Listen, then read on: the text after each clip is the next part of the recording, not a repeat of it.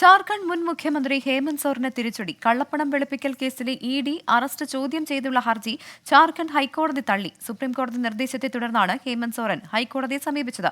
അച്യുതൻ ഡൽഹിയിൽ നിന്ന് ചേരുന്നു. അച്യുതൻ, ഹൈക്കോടതി ഈ കേസ് ഹർജി തള്ളിയ സാഹചര്യത്തിൽ എന്താണ് ഇനി മുൻ മുഖ്യമന്ത്രിയുടെ മുന്നിലുള്ള വഴി?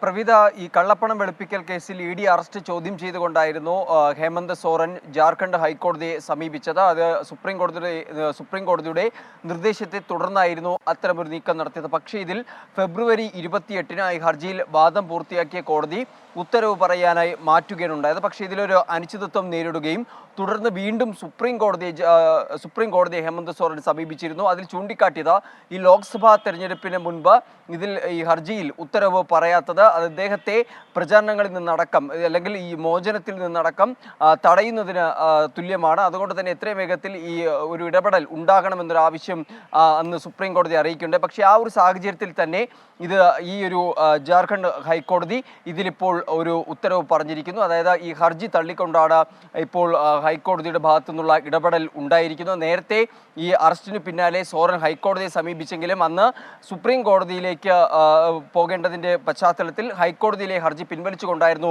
സുപ്രീം കോടതിയിൽ പോയത്. എന്നാൽ സുപ്രീം കോടതി പറഞ്ഞത് ജാർഖണ്ഡ് ഹൈക്കോടതിയെ സമീപിക്കാനായിരുന്നു. എന്തായാലും അങ്ങനെയാണ് ജാർഖണ്ഡ് ഹൈക്കോടതിയെ വീണ്ടും ഹേമന്ത് സോറൻ സമീപിച്ചത്. എന്തായാലും ഹേമന്ത് സോറനെ സംബന്ധിച്ച് ഒരു തിരിച്ചടിയാണ് ഇപ്പോൾ ഉണ്ടായിരിക്കുന്നത്. ശരി, അച്യുതനാണ് വിവരങ്ങൾ നൽകിയത്.